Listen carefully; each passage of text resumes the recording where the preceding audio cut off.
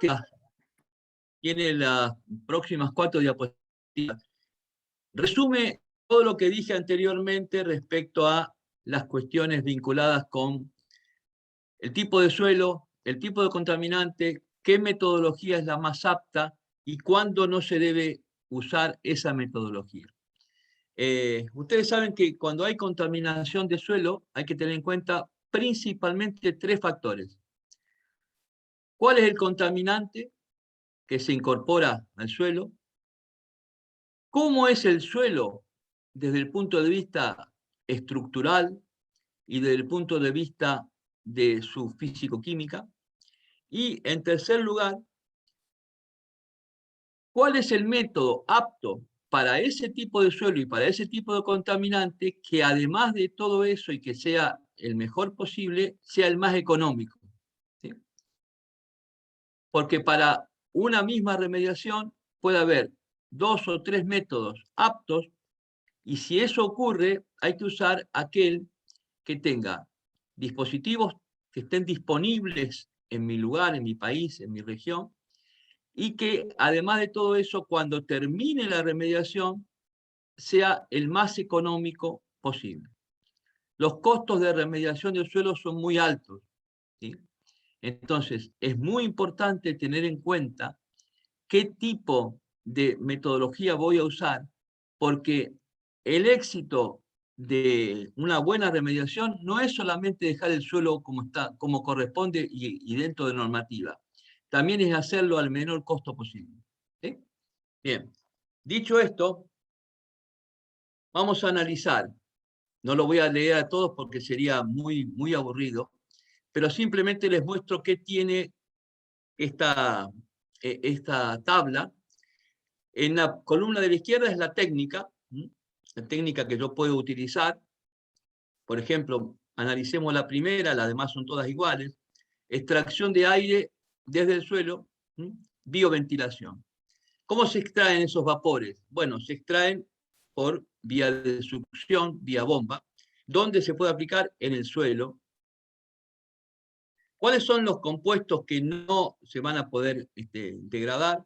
Compuestos orgánicos volátiles, con y sin azufre, y otro tipo de compuestos orgánicos. Bien, ¿cuál es la efectividad para ese tipo de metodología? ¿Cuándo no se puede usar este método?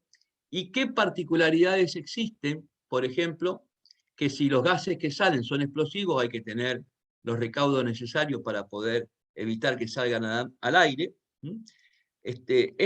Requieren poco mantenimiento, pero alto consumo eléctrico para la bomba de vacío y para el extractor de gases y para el compresor que introduce el aire dentro de la zona contaminada.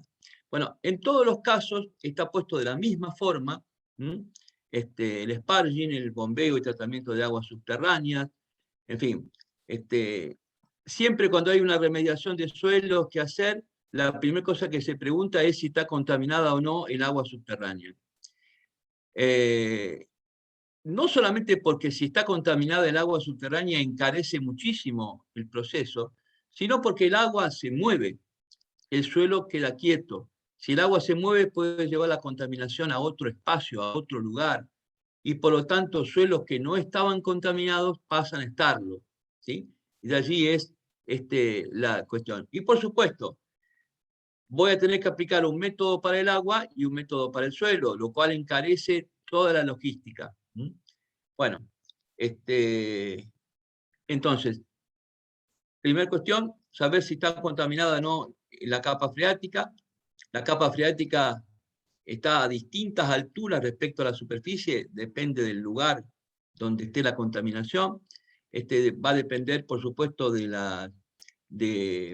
digamos, de las alturas de la freática, que está condicionada por la cantidad de lluvias, por la incorporación de agua desde el exterior, etc. Y es evidente que cuanto más baja esté la capa freática, más fácil será el trabajo de remediación del suelo. Caso contrario, se complejiza todo. Bien, la extracción multifase o bioslarping. El bioslarping era la inyección de aire sobre agua contaminada. Me estoy refiriendo a agua freática.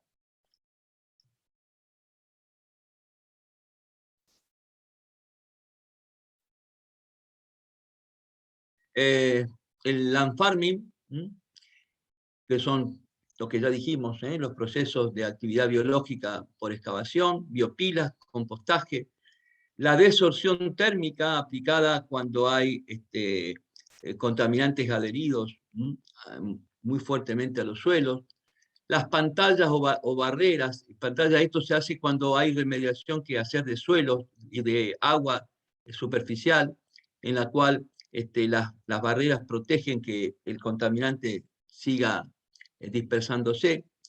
La atenuación natural, que fue la que comenté al principio, en el sentido que dejar que solamente los microorganismos vayan actuando sin hacer nada más que monitoreo. La bioremediación estimulada, que es inyección de gas como el aire o oxígeno para facilitar el incremento de microorganismos. Bien, me gustaría si alguien me puede decir, por favor, algún suelo que piense que está contaminado y con qué está contaminado para elegir el método que esté acá en esta tabla que sea el más adecuado. Díganme cualquiera, por favor.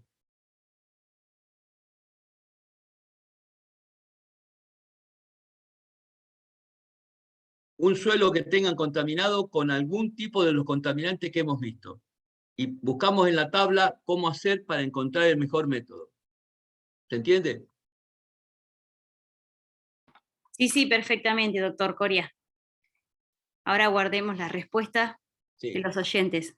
Para que puedan tener mejor utilización de la tabla, a eso me refiero, porque esto es sumamente práctico, un producto de muchos años de trabajo en esto.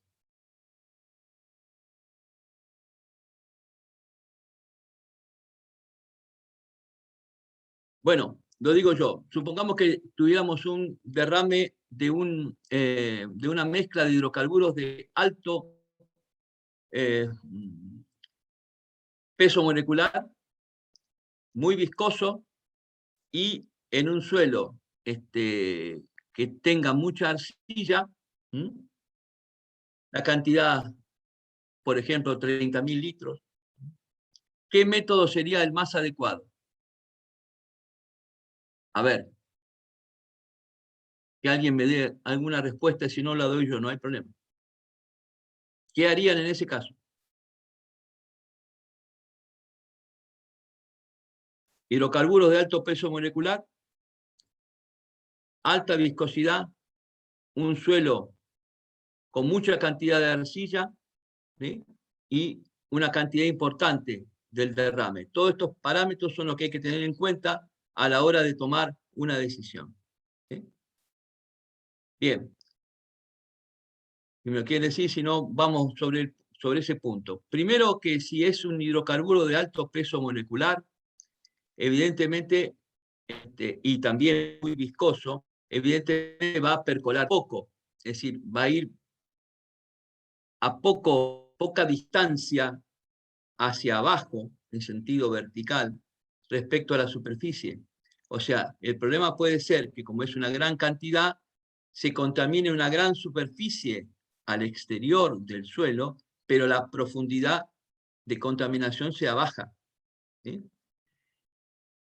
En ese caso, es altamente probable que la freática no se contamine, porque al tener poca percolación no va a llegar hasta un freático.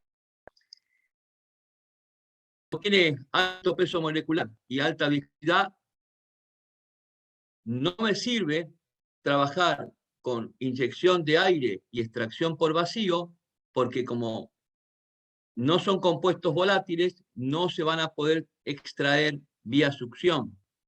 Entonces, lo que me queda en ese caso es aplicar, si la extensión es bastante grande, y por eso dije mucha cantidad de producto, aplicar, por ejemplo, todo lo que son el macroencapsulado, es decir, encapsular el suelo en una matriz de cemento para que no lixivie y que los microorganismos que quedan dentro de la matriz vayan actuando con el paso del tiempo y degradando el hidrocarburo. Mientras tanto, no lixivia y no es un problema para el ecosistema ni para las personas que están en su contacto. Con ese tipo de esquema de pensamiento podemos ir viendo qué tenemos como contaminación en un determinado caso y cuál metodología se puede usar como la mejor, viendo que no tenga contraindicaciones, ¿sí? Y que sea del menor costo posible. Bien, pasamos ahora a los casos prácticos de remediación de suelos contaminados. Tengo muchos más, pero elegí algunos al azar, porque me parece importante ver en un caso concreto cómo actuar. Cualquier duda me paran y me preguntan. Este es un caso de vuelco de ácido sulfúrico, un ácido muy fuerte desde el punto de vista químico, una cantidad importante, 22.000 litros, en una zona que es una zona semiárida, con una freática muy profunda y con un producto que se derrama como el ácido sulfúrico, que es muy viscoso y que más se va a extender en superficie que en profundidad. ¿Sí? Con ese esquema, entonces digo, bueno, ¿qué método puedo usar acá? Si se cayó ácido, el pH del suelo cambió de 7 a 1 o 1,5. Y lo tengo que volver a 7, porque la remediación termina cuando el suelo vuelve a tener las características similares a como estaba antes de su impacto. Bien, ¿qué tengo que agregar? Y evidentemente un álcali, una base, para neutralizar la acidez residual. Pensar en distintos tipos de álcalis, pero en base al costo, a la disponibilidad y a la facilidad de transportarlo por logística hasta el lugar de tratamiento, voy a usar cal, es decir, óxido de calcio, que puede ser cal hidratada, normalmente se vende en bolsa de 50 kilos o de 30 kilos, y transportarla hasta el lugar de la remediación. Me parece adecuado eso, sí, porque la cal es la más barata de todos los álcalis. Podría haber usado otro, por ejemplo, en soda cáustica, pero tiene el problema que es líquido, y si es líquido percola, y si percola puede afectar a superficies que están no contaminadas al día de hoy. También podría haber utilizado otros álcalis, hidróxido de potasio, potasa cáustica, pero no hay comparación en los costos, entonces me decido por la cal. Como todos los productos tiene algún tipo de inconveniente, la cal es muy pulverulenta, con lo cual lo tengo que aplicar de ser posible en días en los cuales no haya viento, porque si no me lleva mucho producto, afectando la salud de la población y afectando a los trabajadores que están en el tema.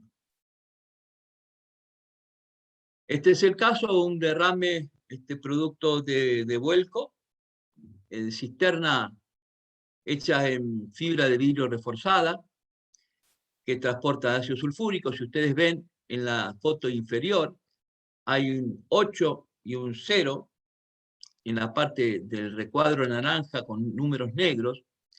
Ese 8 significa que es un producto cáustico y el 0 es que es no inflamable.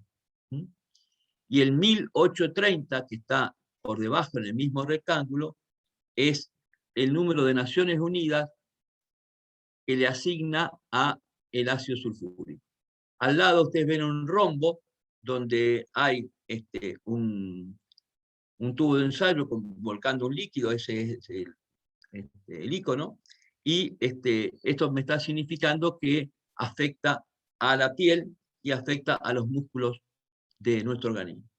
Bien, Entonces, dentro del camión, el transportista tiene que llevar una cartilla con todos los riesgos y la posibilidad de ataque hacia el medio ambiente y hacia el mismo conductor, para que sepa cómo actuar en cada caso. La fibra de vidrio de la cisterna es muy buena desde el punto de vista químico, porque tiene una alta inercia, pero tiene el problema que tiene muy baja resistencia mecánica, con lo cual al primer golpe sobre el suelo se parte de punta a punta y se derrama todo el contenido. Felizmente no hubo consecuencias para el conductor, pero tuvo que bajarse del vehículo con mucho cuidado por la cantidad de ácido en el suelo. Bien, este tipo de suelo, no vamos a leer todo por supuesto, es simplemente ilustrativo. Este tipo de suelo es bastante poco permeable. Eso es una zona semiárida, como decía, llueve muy poco. Que llueva muy poco es muy bueno a la hora de remediar, porque cuando llueve no se puede hacer remediación, porque el agua perjudica todo el trabajo. Por otro lado, decía, la freática está muy profunda, unos 70 metros, y la posibilidad de que llegue a la población, en este caso, es muy baja, porque no existe población cercana en 20 kilómetros. Por lo tanto, las condiciones para remediar son buenas, y fundamentalmente el proceso de remediación definido, en base a la tabla que ya vimos antes, es una neutralización. Un proceso de neutralización con una base que trabaje sobre el ácido. Bueno, evidentemente los datos fueron una zona impactada de 1000 metros cuadrados. El máximo de profundidad que llegó el ácido sulfúrico fueron medio metro, 50 centímetros. Y obviamente en toda esa zona impactada se producen, por los metales que hay originalmente, muchos sulfatos, ¿sí? Pero acá lo más importante es saber que el pH, que es la variable a tener en cuenta para lograr la remediación, ha bajado significativamente. Bueno, se hicieron los pozos, se hicieron las muestras, se tomó muestras por método invasivo, como ya habíamos visto antes, se mandan a analizar y se obtienen los resultados. Para hacer muestreo de este tipo de suelos contaminados, ustedes ven ahí esa parte blanca, es todo ácido, ácido concentrado, y por supuesto hay que poner, digamos, en el lugar del operario, una persona que esté perfectamente aislada de posibles contaminaciones, un muestreador, y a distintas profundidades se extraen muestras para mandar a analizar. Como ustedes pueden observar en la foto de arriba, la parte que está impactada es angosta, larga. El ácido percola, avanza en sentido descendiente del suelo y logra avanzar muchos metros. En este caso, del orden de 300 metros. Bien, esto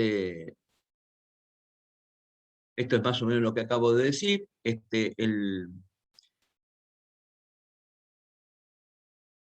En el suelo, al hacerse las perforaciones de los pozos, que están perfectamente identificados con números, aparece un horizonte A del suelo, que es la zona fértil, digamos, la de mayor materia orgánica, de 0 a 20 centímetros de profundidad, porque dije que debajo de 20 centímetros está claro que ya no es superficial la contaminación. El pH baja de 7 a 1,5 y tiene una textura limosa con presencia de algún tipo de arcilla, pero en baja proporción.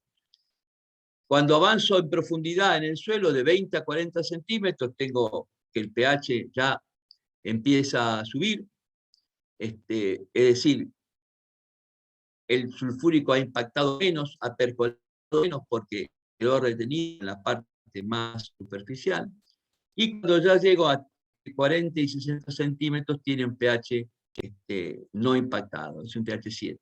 Bien, entonces, ¿esto qué me está indicando? Que tengo que hacer remediación en una extensión, como dije antes, de 300 metros, pero en una profundidad que no supere los 50 centímetros, porque en definitiva el pH en esa profundidad es adecuado. Bien. Entonces, ¿qué se propone como método de remediación? Neutralización. Se puede hacer a la vez porque agrego un álcali fuerte, como es la cal, sobre un ácido fuerte, que es el sulfúrico. Lo que puedo lograr es que se genere un aumento de la temperatura que produzca algún tipo de explosión posterior. Además, es muy riesgoso para el personal que lo está implementando. Por lo tanto, la idea es remediar en 2 etapas con un agregado de la mitad de la cantidad de cal que se calcula estequiométricamente y la otra mitad a los 15 días. En el lapso en que se agrega la primera tanda de cal y la segunda, se va escarificando el suelo, es decir, se va rompiendo los terrones para que la cal se mezcle íntimamente con el suelo y que empiece a aumentar el pH del mismo, porque donde había protones del ácido va a ir el calcio, ¿sí? Entonces se va a neutralizar. Bien, entonces se calcula la cantidad de álcali a agregar. Sabemos que el ácido sulfúrico tiene una disociación de ion sulfato y 2 protones. El segundo mucho menos disociado que el primero. Entonces, la reacción química de neutralización es con el óxido de calcio y el ácido sulfúrico, me da sulfato de calcio y agua. El sulfato de calcio, conocido normalmente como yeso. De esta forma se pretende corregir la acidez del suelo. Bien,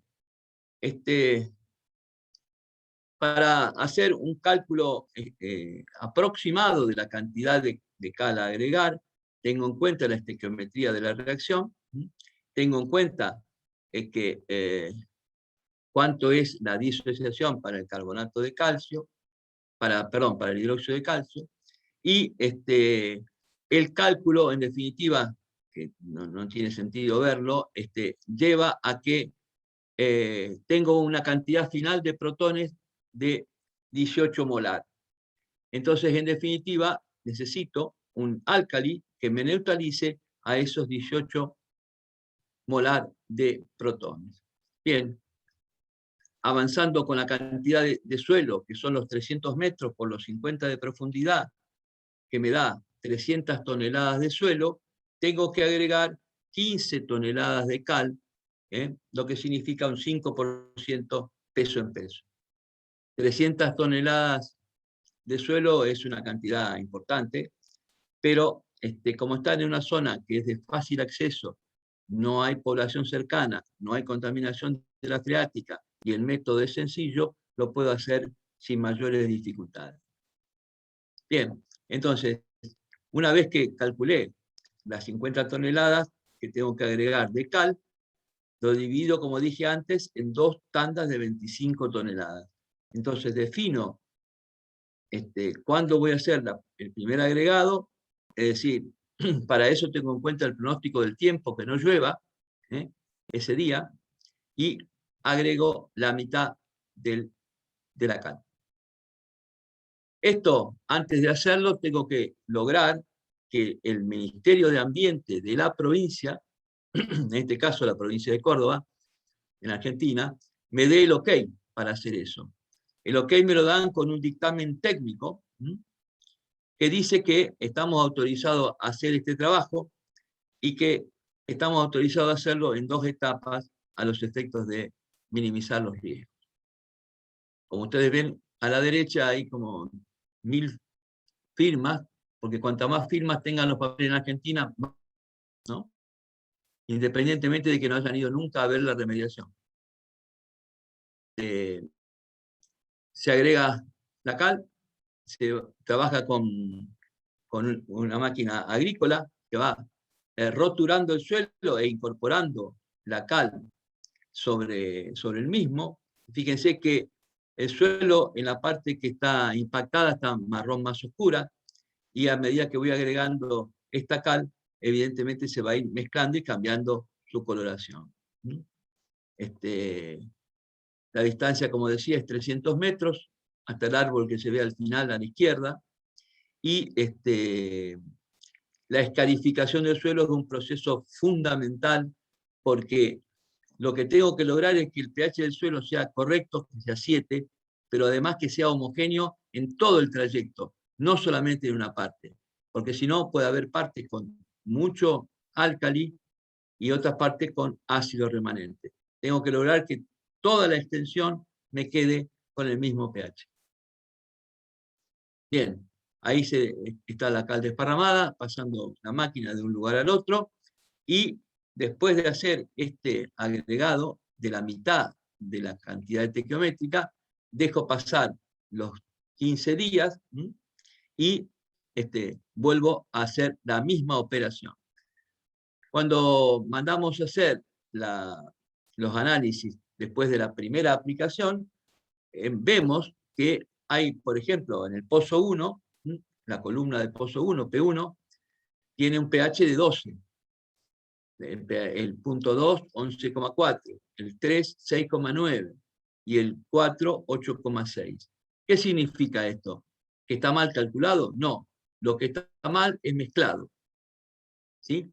Lo que tiene que ser es que la mezcla de escarificación por escarificación del suelo impactado con sulfúrico con la cal me dé un pH 7 lo más parecido posible en todo el recorrido.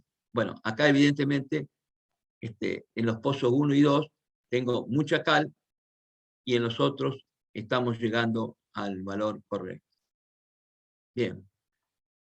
Se hace el muestreo posterior, se informa de cuáles son los resultados, y se hace un monitoreo para indicar que estamos dentro de los valores que tiene que estar, y cuando medio ambiente, que ahí sí va cuando es el muestreo final, verifica que el pH del suelo ha llegado a la neutralidad, entonces otorga el certificado final de remediación, y el transportista es eximido de su culpabilidad en un proceso penal.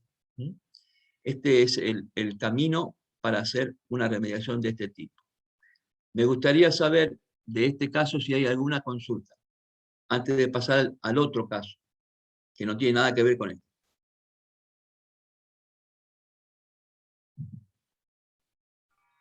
No, ninguna, todo claro. ¿Cómo, perdón? Todo claro, Todo claro. Bueno, ¿ustedes hubieran elegido otra metodología? ¿Qué les parece?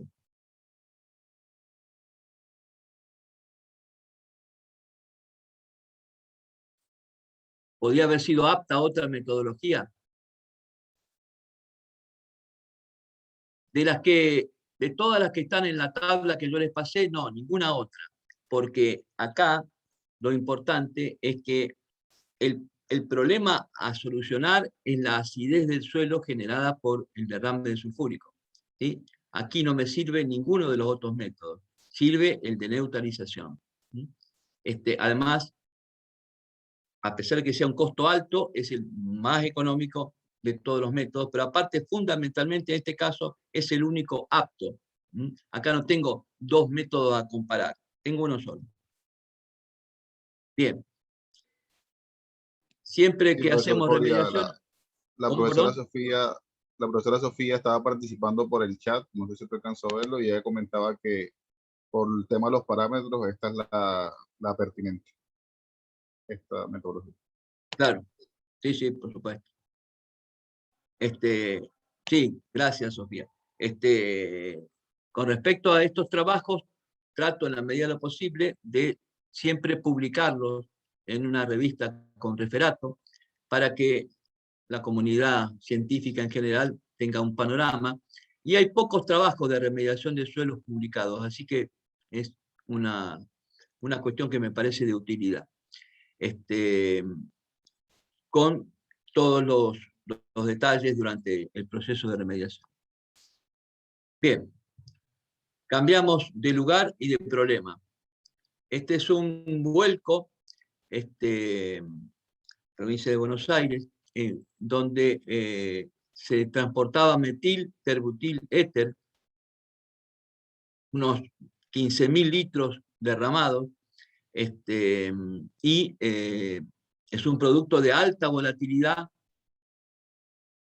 en un suelo que es permeable y, digamos, con una pequeña cantidad de arcilla, es más que nada arena y limo, y donde tengo la posibilidad de transportar elementos para poder hacer la remediación. Por lo tanto, como es un producto de baja viscosidad, de alta de vapor, con toda seguridad impactó la freática. Y ahí ocurrió. Impactó la freática. Acá tengo el problema de la subterránea y tengo el problema del suelo contaminado. Tengo que aplicar un método para suelo y un método para agua, ¿sí? Entonces, antes de ir a ver cómo se hizo, ¿qué les parece? Yo acá, ¿qué método podría aplicar? Primero, cuando hay agua contaminada y suelo contaminado, tengo que trabajar primero con el agua y después con el suelo, ¿sí? Para remediar el agua y que esa agua remediada no me complique la remediación del suelo, porque podría estar, al mover, podría estar contaminándome lo que ya estuviera descontaminado si hubiéramos hecho a la inversa, ¿sí? O sea, en concreto, primero remedio el agua y después el suelo. Como es un producto de alta tensión de vapor, bajo punto de ebullición, ¿qué metodología podría usar? Acá la lógica es utilizar vacío para extraer esos gases, porque es un producto, como decía, de alta tensión de vapor. Y como va a haber fase libre, porque ahí está impactada la freática, primero tengo que extraer la fase libre sobre el agua, luego extraer el producto que está disuelto en el agua, y una vez que hice eso, tengo que remediar el suelo. La instancia es esa que acabo de decir. No lo puedo alterar, no puedo cambiar esa secuencia, ¿sí? Porque primero debo extraer la fase libre no acuosa. Bueno, como ustedes verán, son varios procesos, es mucha la cantidad derramada y el costo es altísimo. Por eso es que traje esta metodología para que la pudiéramos ver. Bien, la superficie impactada, unos 1.300 metros. Hay cobertura de pastos. La cantidad de lluvias es de un clima, digamos, con precipitaciones medias, 700, 800 milímetros. Por supuesto que me tengo que referir a alguna normativa para saber hasta dónde tengo que llegar con la remediación. Eso, en este caso, uso normativa, por ser el lugar donde ocurrió, de la provincia de Buenos Aires. Bien, el clima es un clima templado, es una zona agrícola, no hay población en las cercanías, el agua que se usa para la alimentación de la población viene de un acuífero muy importante que hay en esa zona y que por supuesto hay que tratar de evitar que se contamine. Y lo importante también es que la freática está muy cerca de la superficie. Bien. ¿Cuál es la hoja de seguridad del producto que yo les decía que tienen que llevar los camioneros en su cabina. Bueno, la hoja de seguridad de este producto está claro, es un producto digamos, de riesgo para la salud, es muy combustible, no reacciona con otros productos, por eso la reactividad es 0, y está establecido cuál es la cantidad que es perjudicial para la salud, la cantidad máxima permitida, 40 partes por millón, ¿sí?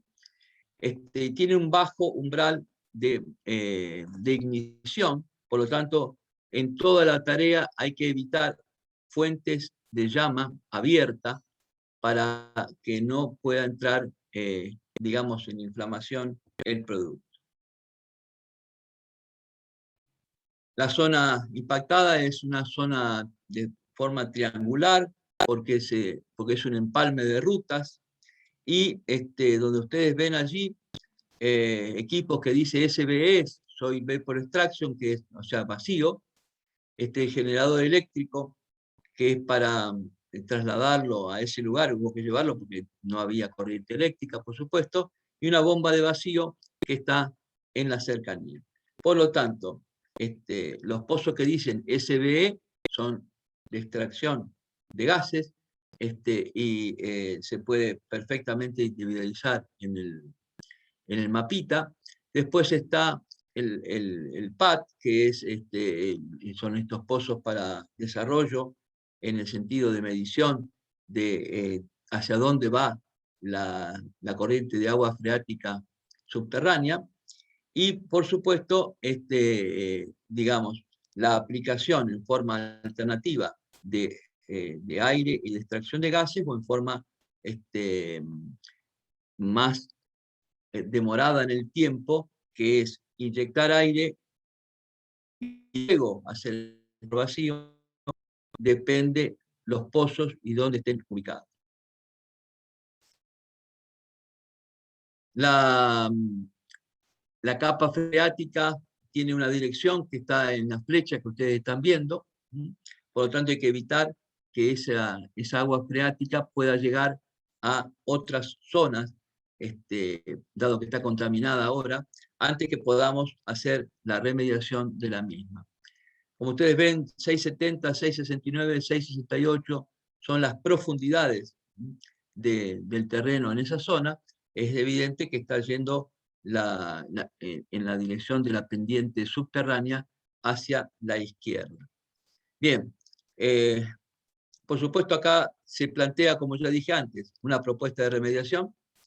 Se eleva al Ministerio de Ambiente, se logra la aprobación rápida, porque en este caso es un producto muy contaminante, y se procede a hacer los pozos que habíamos comentado. Está claro que cuando vamos a la capa freática aparece fase libre no acuosa, FRNA, y como decía, es lo primero que tenemos que extraer.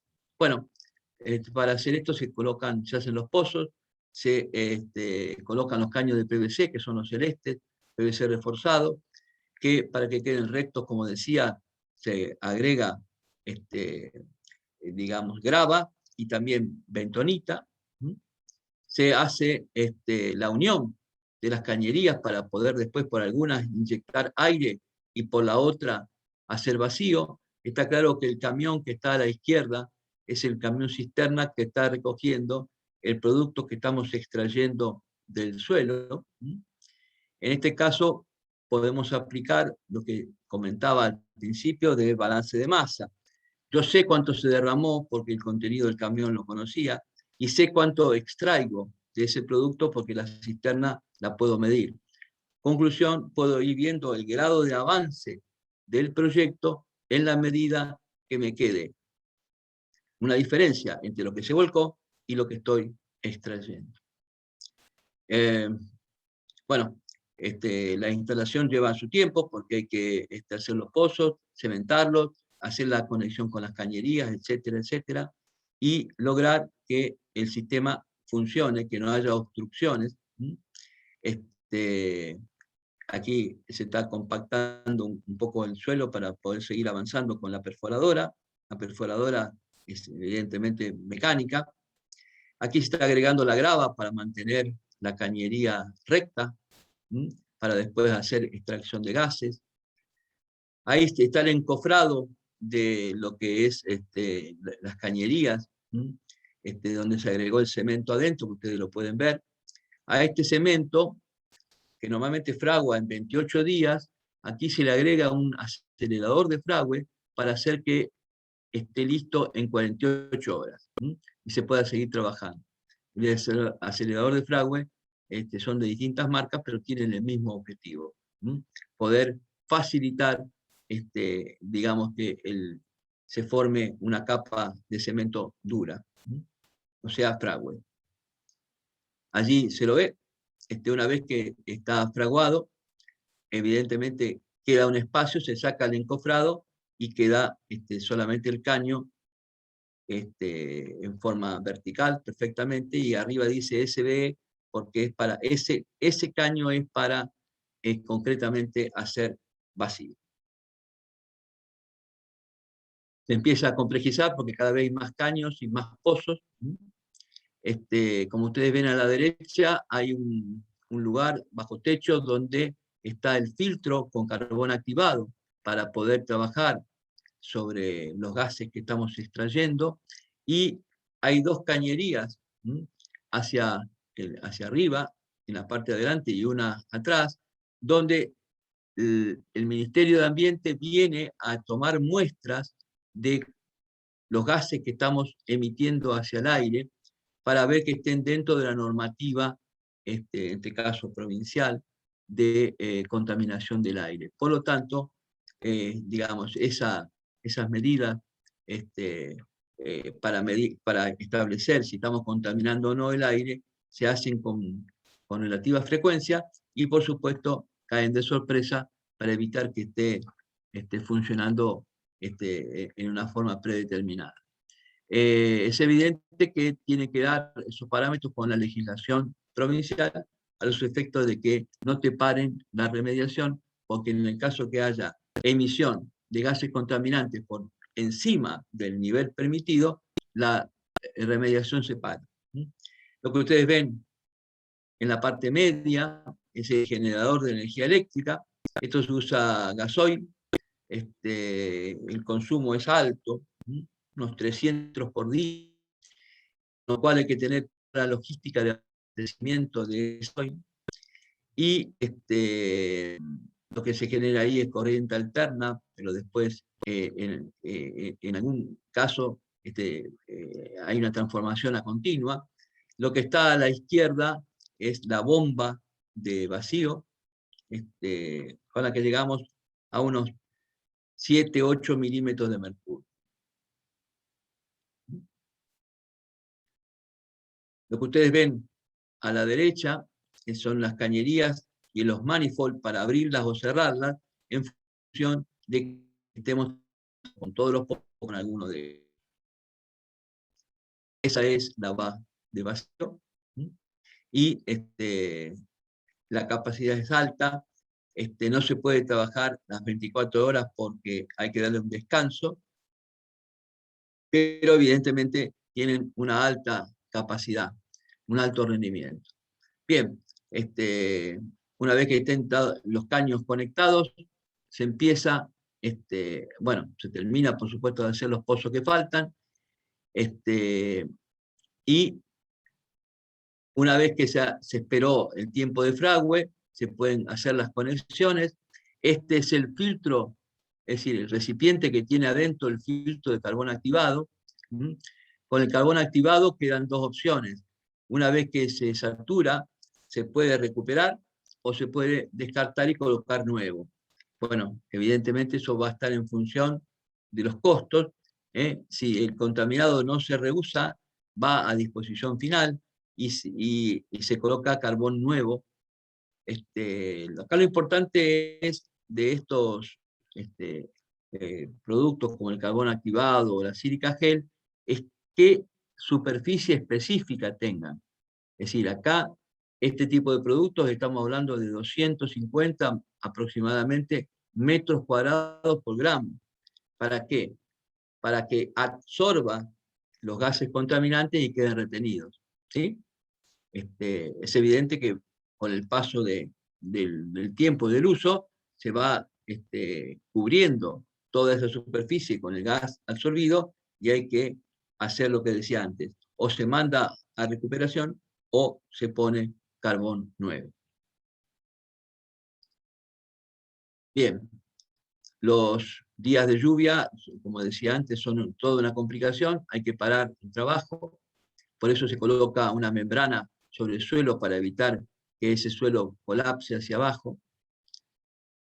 Y se hacen los análisis correspondientes para ver cómo estamos después de la aplicación del método de SBE y air sparging para agua. Decíamos que primero remediamos el agua, después, una vez que lleguemos, primero a la eliminación de la fase libre no acuosa y después a la extracción de los gases disueltos, podemos pasar a remediar el suelo. Bueno, evidentemente el producto que estamos analizando tiene una complicación porque es muy soluble en agua, con lo cual, digamos, la posibilidad de que quede ese suelo impactado en función de que esté impactada el agua es alta. Bueno, tenemos que lograr que baje a los niveles permitidos por la legislación. Bien, entonces se remueven mediante volatilización los hidrocarburos retenidos en la zona del suelo, a posterior de haber terminado con el agua, y se analizan las muestras de agua y de suelo para ver si estamos llegando al valor que establece la normativa. Evidentemente, cuanto más vacío podamos hacer, mejor desde el punto de vista de extracción de los gases, pero hay que tener en cuenta también que la resistencia mecánica que tengan los tubos de PVC reforzados para poder hacer esa extracción. Bien, entonces, en la medida en que yo tenga todos los pozos funcionando, tengo en este caso 22 pozos de vacío, estoy trabajando, como decía antes, con un sistema de alta potencia de 5 HP y 20 milímetros de mercurio de máximo de vacío, normalmente trabajamos a 12 o 13. Entonces, evidentemente, se va a ir extrayendo, esto trabaja las 24 horas del día para poder acelerar los tiempos de remediación. Bueno, en definitiva, para no aburrirlos con esto, hay un tratamiento para extraer el contaminante, digamos, la posibilidad de que el contaminante supere los límites establecidos por la normativa son altos, por lo tanto demora más tiempo en hacerse la remediación. Y también tenemos que tener muy en cuenta el tema del separador ciclónico, es decir, el separador de los gases para que pasen por los filtros. Y estos filtros trabajan en paralelo, por eso se veían dos distintas cañerías de salida. El soplador también tiene una alta potencia y evidentemente adecuo la potencia del soplador a la cantidad del contaminante que quiero extraer, ¿sí? Entonces eso lo puedo realizar. Los filtros se cambiaron cada 15 días. Se hizo una rutina de monitoreo para establecer el grado de avance del proceso de remediación. Una vez que ya estuvimos trabajando con el tema, fuimos reduciendo el área donde se iban haciendo los pozos para poder tener una delimitación más cercana. Estos son los filtros con el carbón. Se extrae muestra de agua para verificar si hay contaminación o no en el agua. Lo que vimos es que no hay, esto que ustedes ven oscuro abajo, sedimento, pero no es producto contaminante porque el MTB es agua, con lo cual esto no sería posible. Esto es limo y arena del fondo del pozo. Bien, las cañerías conectan entre sí los pozos de SBE y los pozos de inyección de aire. Bueno, y una vez que se termina la remediación, todos estos caños quedan allí, no se sacan, y quedan, digamos, en el terreno una vez ya terminada la remediación. Con el suelo que originalmente se sacó para mandarlo a incineración, antes de hacer todo este proceso, se obtiene un certificado que significa que el suelo se incineró y se destruyó la contaminación. Bien, si ustedes verifican en la tabla que vimos al principio de esta segunda parte, está claro que los métodos a definir son en función de el tipo de contaminante que dijimos era de alta tensión de vapor, o sea, muy volátil, un suelo que es semipermeable porque tiene una gran cantidad de arena, la característica del producto que se derramó es de una baja viscosidad, una alta tensión de vapor, por lo tanto es razonable usar succión y es razonable inyectar aire, ¿sí? Y por último, que al estar impactada la freática y el suelo, trabajamos sobre freática haciendo bioslarking y primero el skimming para extraer la fase libre no acuosa y después trabajamos sobre el suelo, en este caso con inyección de aire y vacío. ¿Alguna pregunta sobre este caso particular? ¿Han tenido algún caso similar en Barranquilla?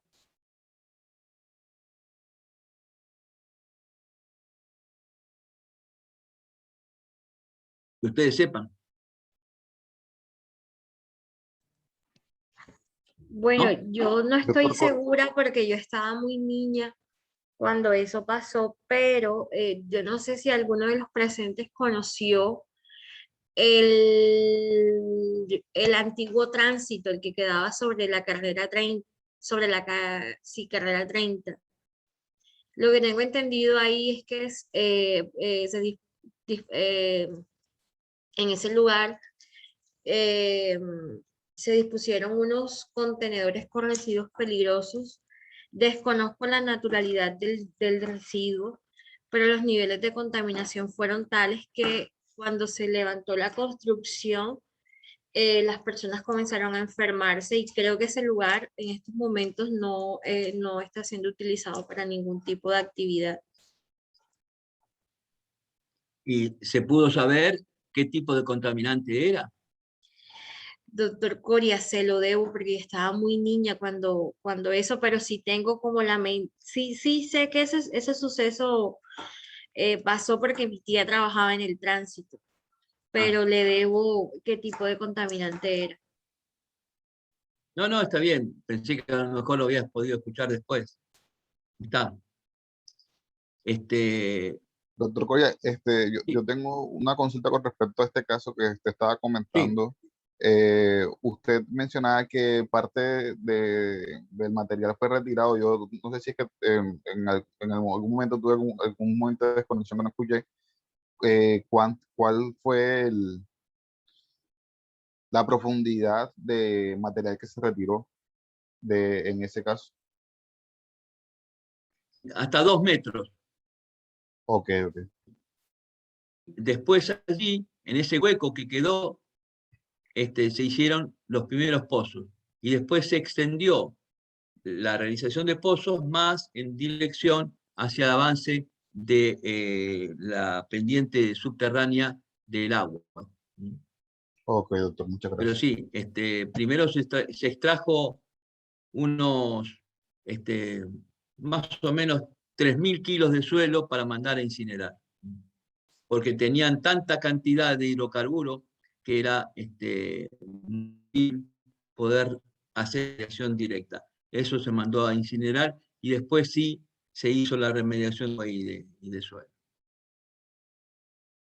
Ok, doctor, muchas gracias. No, por favor. quería decir simplemente que como consecuencia de ese derrame, no se transportó más por carretera el metilterbutiléter y se transporta por vía marítima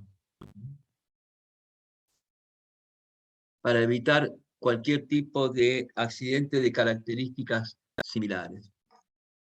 Bien. Doctor Coria, en este caso, digamos que fue un caso importante, dado que dio ese tipo de decisiones, aproximadamente cuáles fueron los costos asociados al proceso de remediación y cuánto tiempo duraron en estos procesos. Bueno, el costo, digamos, en pesos superó lo que en ese momento, porque ya hace varios años de esto, eran 3 millones de pesos argentinos, pero la equivalencia a dólar, para que se puedan tener una mejor referencia, estábamos de 800.000 a 900.000 dólares.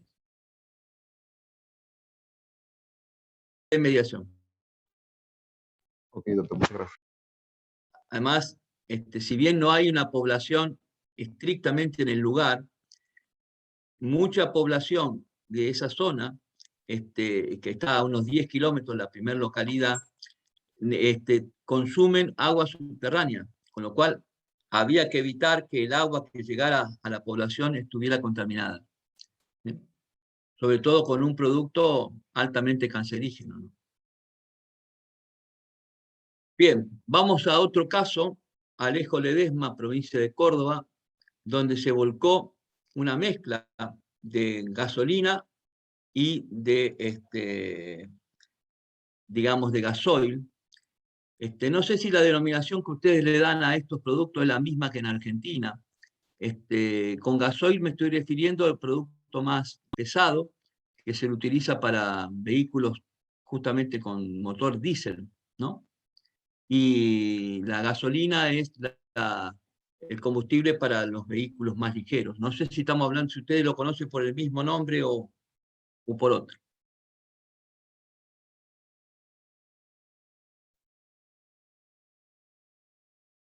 Bien, acá lo que es gasolina, que ustedes le llaman gasolina, acá le llamamos nafta, pero es el mismo producto. Bien, entonces, esto ocurrió en el año 2003.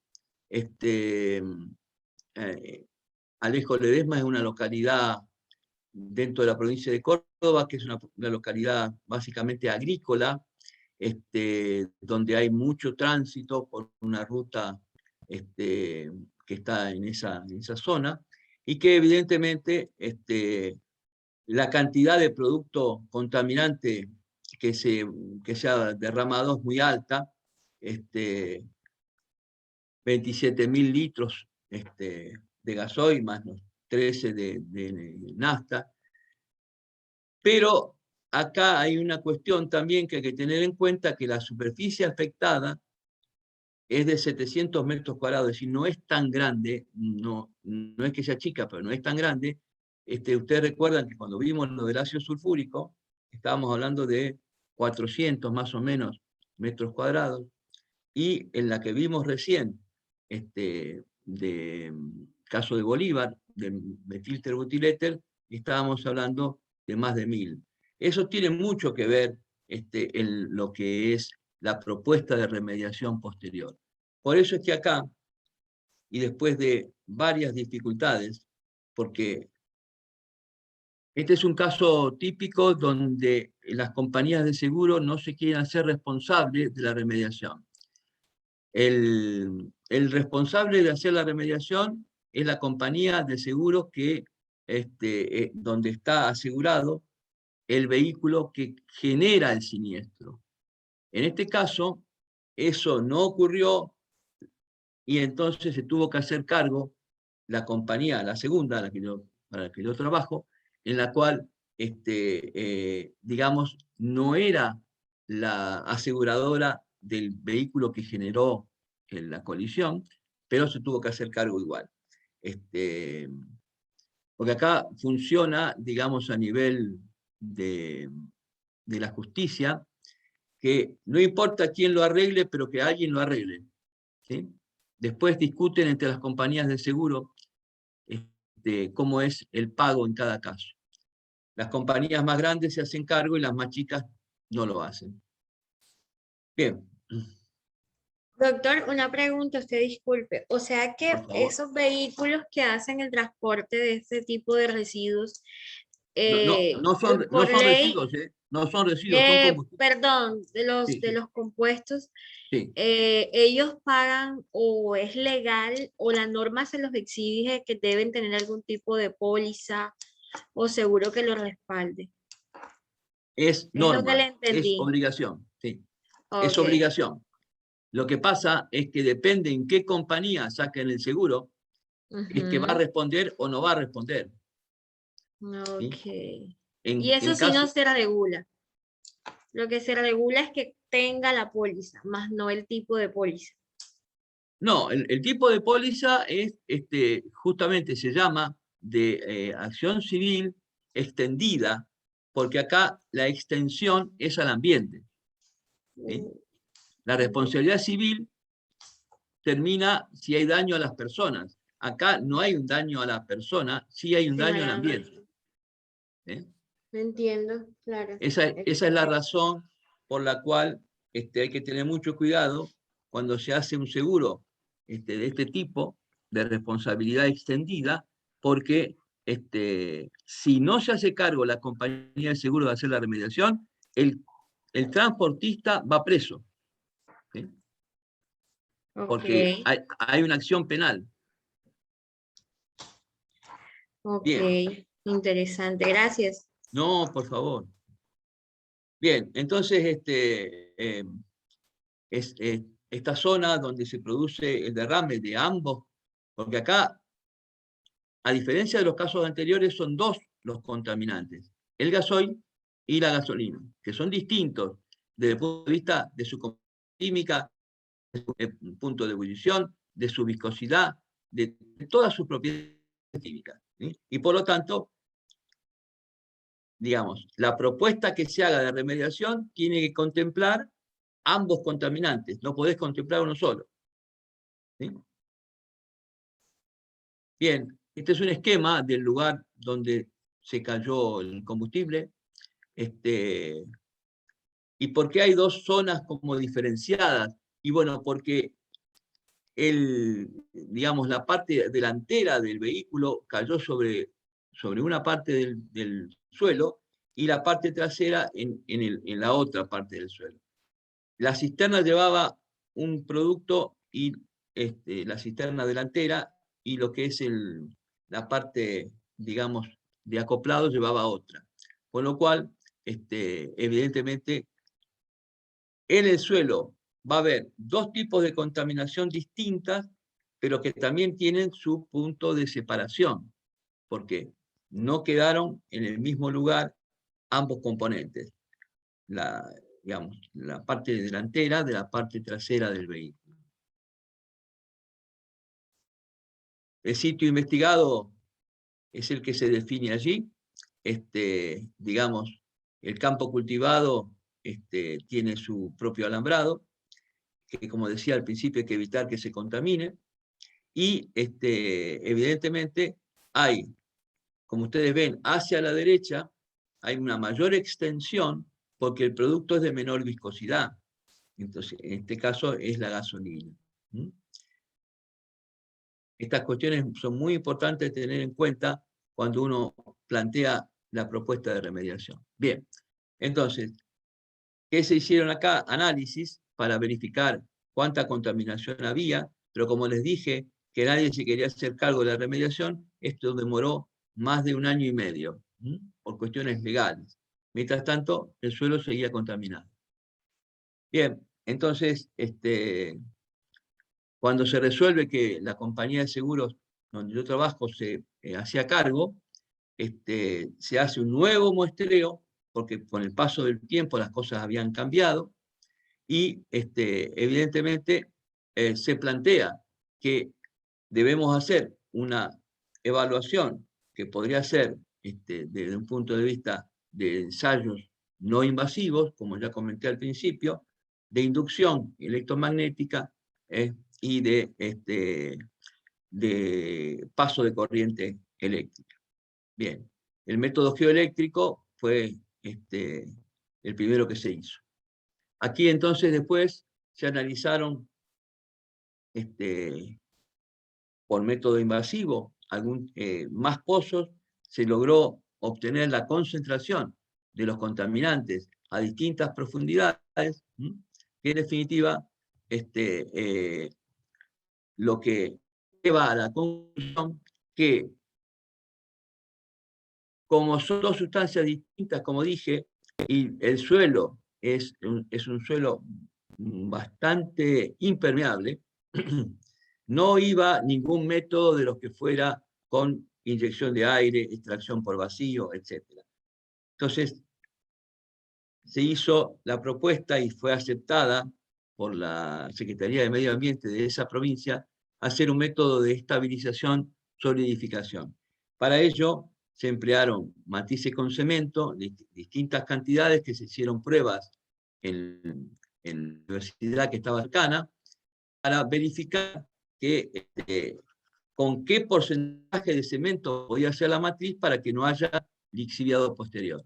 Bueno, evidentemente esto llevó su tiempo, pero se lograron hacer probetas con distintas cantidades digamos, de cemento, agua y el suelo contaminado, hasta que se logró obtener, digamos, la concentración ideal de cemento para poder hacer el macro encapsulado. Bueno, un esquema de las celdas donde se extrae el suelo contaminado, se logra colocar una capa inferior con una importante cantidad de cemento en porcentaje, del orden del 13%, y la parte superior también, esta barrera superior también tiene esa cantidad de cemento, y en la parte interna de la celda queda el material contaminado con un agregado de cemento algo menor, 10%, y como no hay lixiviación, los microorganismos que están ahí van destruyendo la materia orgánica, en este caso eran hidrocarburos, y por encima de la barrera superior se coloca suelo bueno sin contaminar para que se circule por esa zona y no se destruya la parte de la barrera superior. Bien, este proceso es el que está indicado allí. Por supuesto que todo este material queda para que ustedes lo puedan ver en otro momento. No hay ningún inconveniente. Así que cualquier duda que tengan posterior, me consultan si quieren. Lo que tenemos que hacer acá es concretamente hacer las celdas, mezclar el suelo contaminado con cemento y agua, hacer digamos, la mezcla íntima de cemento, agua y suelo, y colocarlo en las celdas que se van abriendo. Les voy a mostrar todas estas características de las probetas, son con diferente cantidad de cemento y a diferente tiempo. Bien, entonces lo importante acá es que cuando se decide usar el método de solidificación, fíjense que está marcado en el suelo con líneas blancas la zona impactada. Allí, sobre el fondo, ustedes seguramente ven, hay bolsas de cemento para hacer la mezcla con el agua y el suelo. Pero primero tenemos que hacer las celdas. Eso que se está extrayendo es suelo contaminado. Ustedes lo ven que es oscuro, no solamente porque hay mucho humus en esa zona, sino también porque están más oscuros por la acción del agregado del hidrocarburo que está contenido.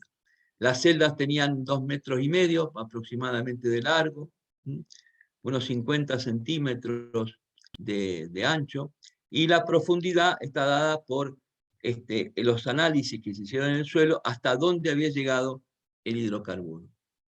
¿No? Esta es la celda en la cual voy a vertir después que el suelo mezclado con cemento y con agua. Bien, pero como no puedo hacer todas las celdas juntas, porque si no, no tengo lugar para la máquina, la voy haciendo en forma escalonada, mientras estoy abriendo unas celdas, estoy llenando con suelo contaminado, cemento y agua, las que ya están abiertas, para ir compactando y dejándolo allí por 6 meses hasta que volvemos a hacer los análisis y verificar si hubo cambio. Bien, la realidad es que la cantidad de hidrocarburo bajó a los niveles que corresponde dentro de la normativa, y el suelo que estaba absolutamente impactado y que no crecía nada por acción del hidrocarburo, vuelve a tener, digamos, el crecimiento de la vegetación, y que la parte superior de ese suelo es suelo bueno, no impactado, para que puedan transitar personas o vehículos. Bien.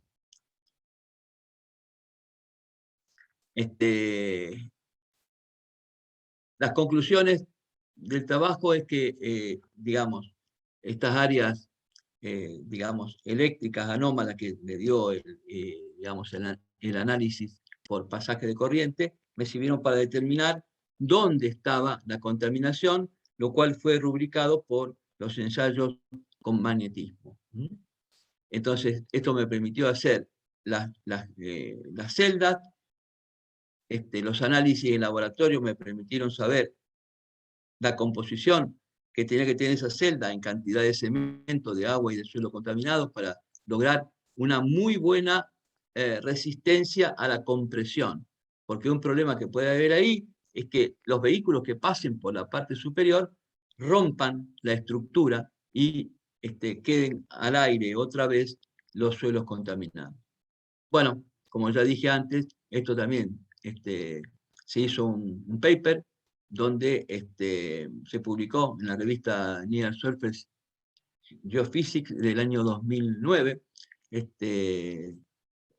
y la verdad que fue, bueno, un orgullo, porque no había ningún trabajo anterior sobre este mismo tema publicado. Bien, entonces vamos a otro caso, pero antes de ir al próximo caso, les quería preguntar si había alguna duda, alguna inquietud, si estaban de acuerdo con el método que se usó. ¿Qué les parece?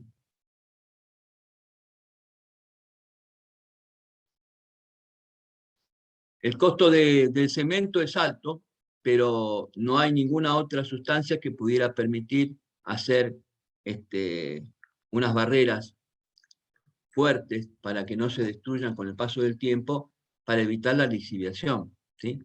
El agua se usó, el agua del mismo subsuelo, ahí no estaba contaminada la freática, y evidentemente las distintas proporciones de las probetas a distintos porcentajes, y haciendo resistencia a la compresión de cada una de esas probetas, me dio el resultado de cuál sería la composición porcentual de cemento respecto del suelo y del agua, para lograr que lo que yo esté haciendo como barreras por encima y por debajo de esas celdas sean las adecuadas para que no se produzca la ruptura por cualquier razón, vehículo, persona o lo que sea que transite por arriba. Y el suelo que se usó para poner en la parte superior es un suelo de la cercanía, para evitar que se puedan incorporar microorganismos que no son autóctonos, y de alguna manera perjudicar a la flora microbiana del lugar.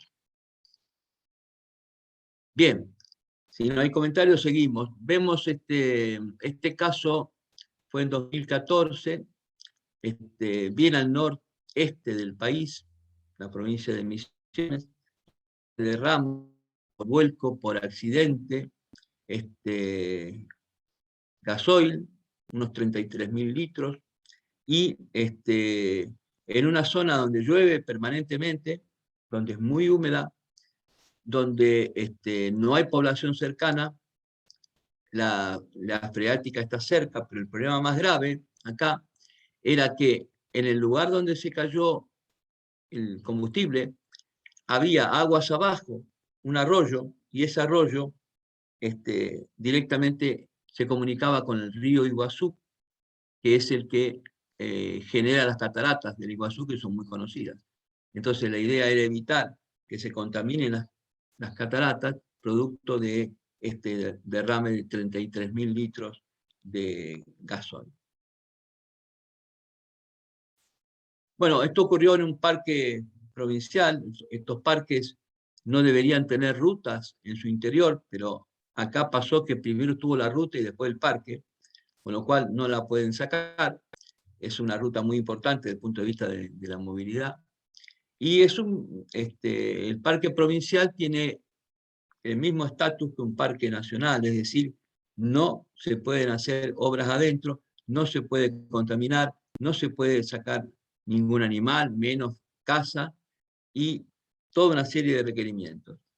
Los encargados de controlar esta zona son personas con una alta capacitación y una alta conciencia ambiental, que no es común en otros lugares. Bien, este es el parque provincial. Son 84.000 hectáreas de selva protegida.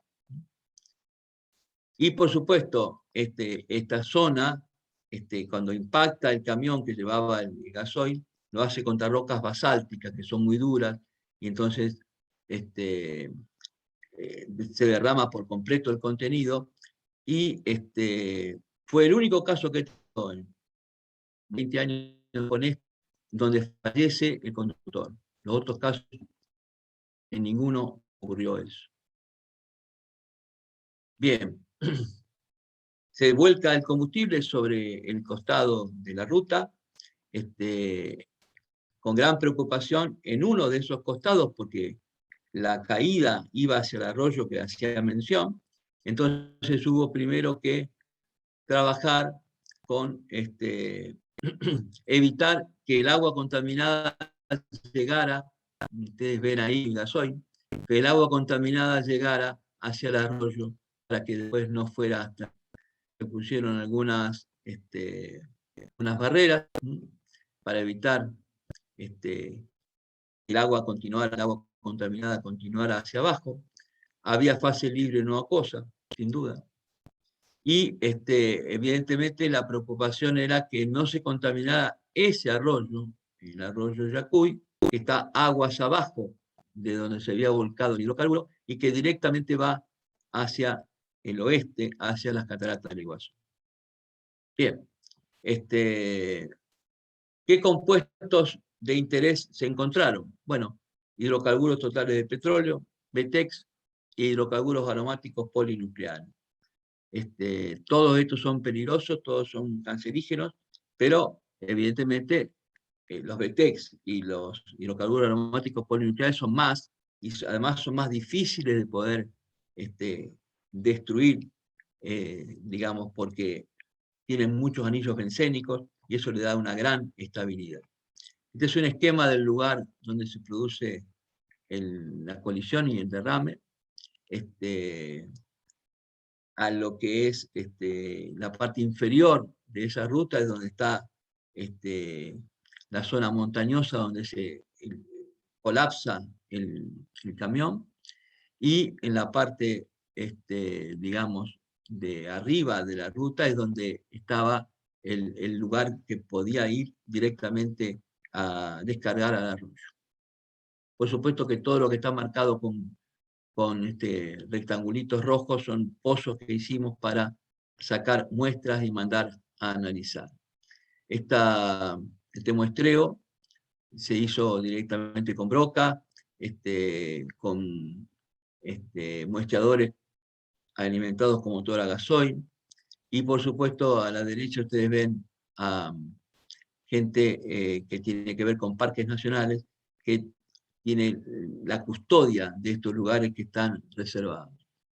En el agua aparecen distintos tipos de productos, como naftaleno, acetileno, floranteno, están todos excedidos respecto a la normativa, y en suelo productos similares, algunos algo distintos, pero que todo indicaba que estaban por encima de lo que la normativa prevé. Bueno, la zona afectada muy grande, 4.200 metros cuadrados. Como decía antes, acá el grave riesgo es estrictamente las lluvias, que son casi permanentes, y se extrajo la primer cantidad importante de combustible, digamos, haciendo succión de la sustancia contaminante y pasándola a un camión cisterna. Luego se trabajó con la descontaminación de las aguas y después con la descontaminación de los suelos. Este proceso entre el derrame y la certificación final demoró un año, con lo cual, se imaginarán, los costos son muy altos. Bien, se usaron distintos tipos de absorbentes, básicamente son polímeros, que tienen la virtud de poder empaparse en el contaminante y poder extraer ese contaminante y volcarlo a un camión cisterna. Evidentemente, como decía antes, lo primero, una vez hecho esta tarea, es la remediación de las aguas. Las aguas había que evitar que cayeran hacia el arroyo. Entonces se hicieron zanjas, se hicieron cavas para lograr que el agua se quedara allí, la pudiéramos tratar y pensando que con las lluvias posteriores iba a poder lixiviar. Felizmente tuvimos 2 días sin lluvia y pudimos hacer la descontaminación de esas aguas. Bien, cuando estamos viendo acá, digamos, el agregado de estas barreras de contención, que son las amarillas, y los paños absorbentes, que son los blancos, para tratar de extraer la mayor cantidad de hidrocarburos del suelo y que no se vaya hacia la izquierda, que es donde está la pendiente, hacia el arroyo. Ustedes ven ahí las barreras. Hay 2 tipos de barreras. Estas son barreras que tienen normalmente viruta de hierro adentro, que son retenedoras del contaminante, pero eso solo, no hay reacción química. Otras barreras que vienen en el mercado tienen productos que hay reacción química para evitar que el contaminante siga estando presente. ¿Qué se hace con esos paños absorbentes? Y con esas barreras, con los paños, se mandan a incineración final, las barreras se recuperan por lavado y se reusan.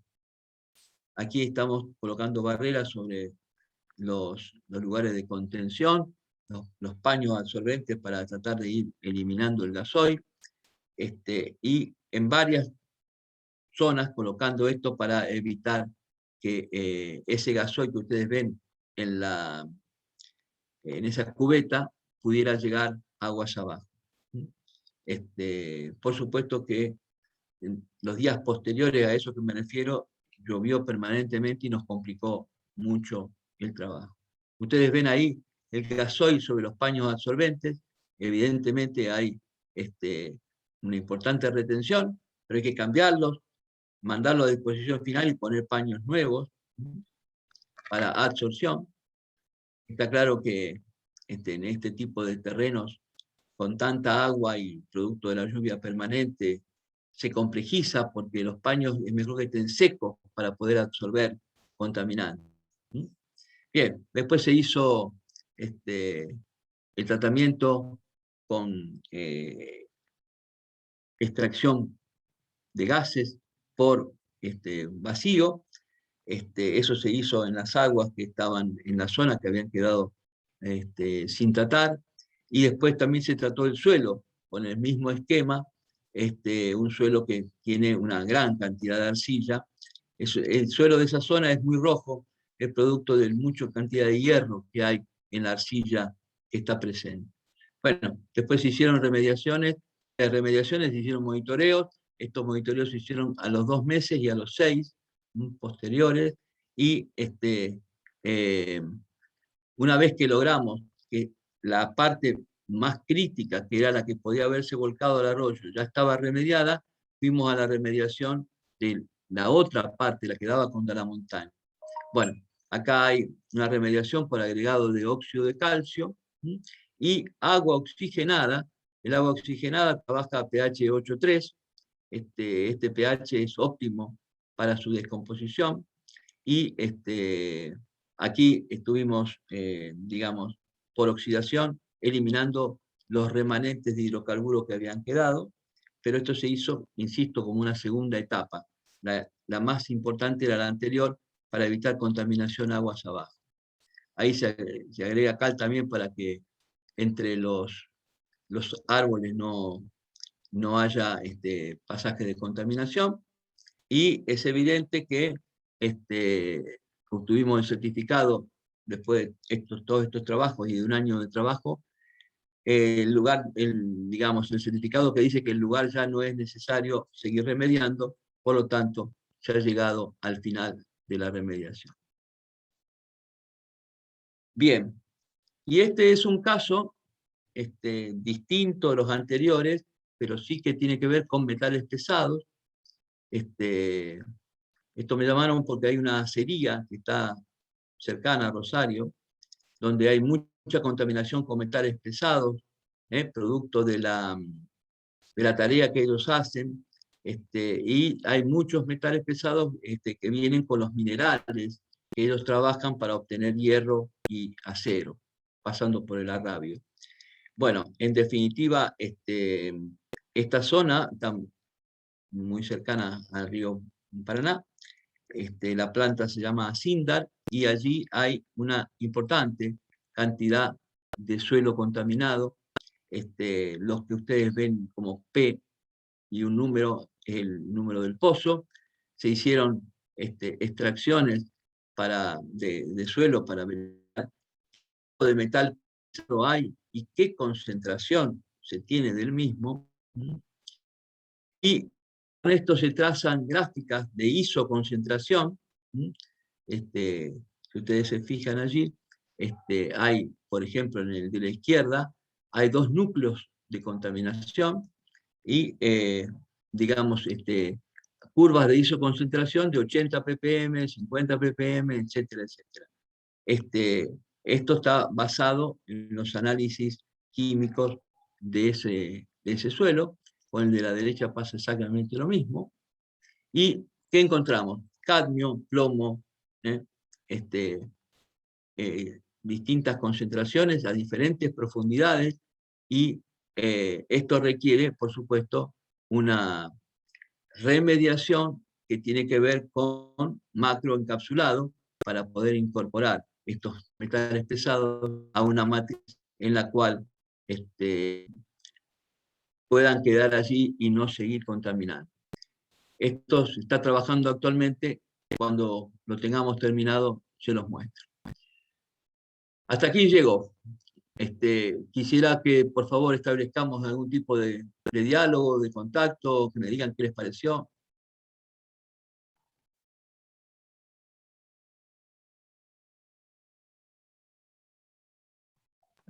Si hay alguna duda, alguna cuestión que aclarar.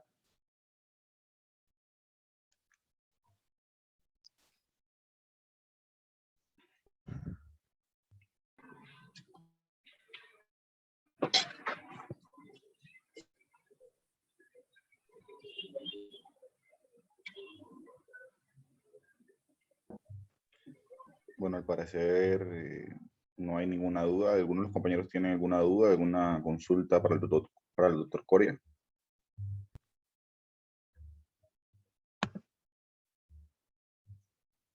Quería preguntarles yo algo. ¿Alguien ha hecho, de los que están presentes, algún tipo de trabajo de remediación de suelos? ¿O ha tenido la oportunidad de verlo?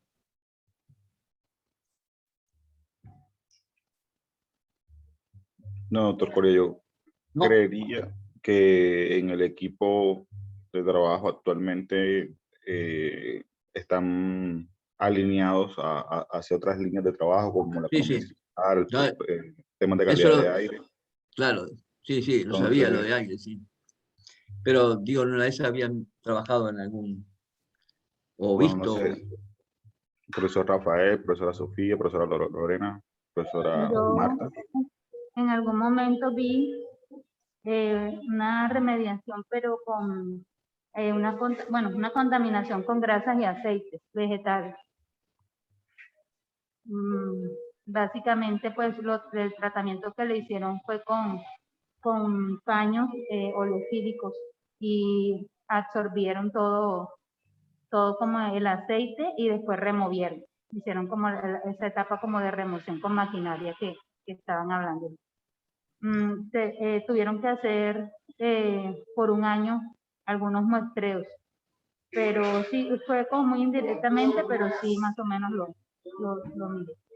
Lo que no entendí es con qué producto hicieron la remediación.